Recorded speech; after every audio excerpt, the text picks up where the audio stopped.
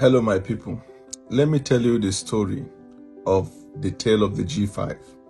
So the tale of the G5, a campaign that kickstarted with a preconceived notion that it was a campaign for the emergence of a southern candidate. But specifically, they all agreed they were going to support Peter Obi. In fact, they had a meeting with General Obasanjo in London. So the journey started. They traveled around the world. They entertained Nigerians. They were all over the media. They changed uniforms and clothing and make journeys and cover the news.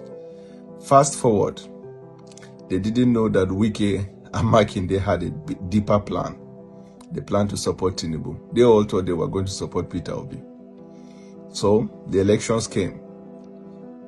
Wike did everything he can to deliver votes against all odds to deliver votes for Tinubu. Makinde did the same. But the other 3G5 who were misled into believing that they were supporting Peter Obi, what happened? They all lost their Senate bid while they were supporting Peter Obi. They lost their Senate bid. Then you came to governorship. Now those who lost their Senate bid also have people they want to succeed them. Now, Governor Wike did everything he can to deliver Fubara. Makinde did everything he can. These are the Tinubu faction of the G5. They delivered what they had to deliver. And then what about the obedient faction of the G5? Now, Enugu and Abia, they are struggling their lives out in the governorship election. As for Otom, well, he lost too. He lost his Senate bid. He lost his governorship candidate. This is the tale of the story. What is the moral of the story? The moral of the story is don't allow anybody to use you. Use you in the name of a movement or use in the name of agitation. You have to reflect deep and know whether you are being used, whether the person has a wider interest. I'm sure there is a lot to learn, especially by the obedient faction of the G5. It's a big lesson to learn. This same lesson extends to Peter Obi. Peter Obi, every one of the obedient rallied around and they gave him vote. He made the name.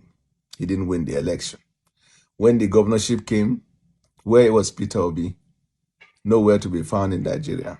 Not a single state delivered obedient for governorship. If you were to apply the force and the vote of the presidential in the governorship, Labour Party would have won more than 4 to 5 states in Nigeria.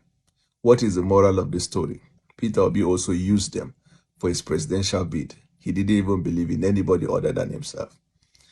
These two scenarios are scenarios by people who have not learned lesson in politics.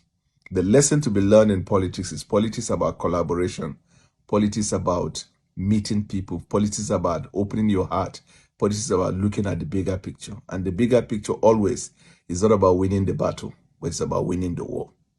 There are lots of lessons to learn, all delivered by the tale of the G5.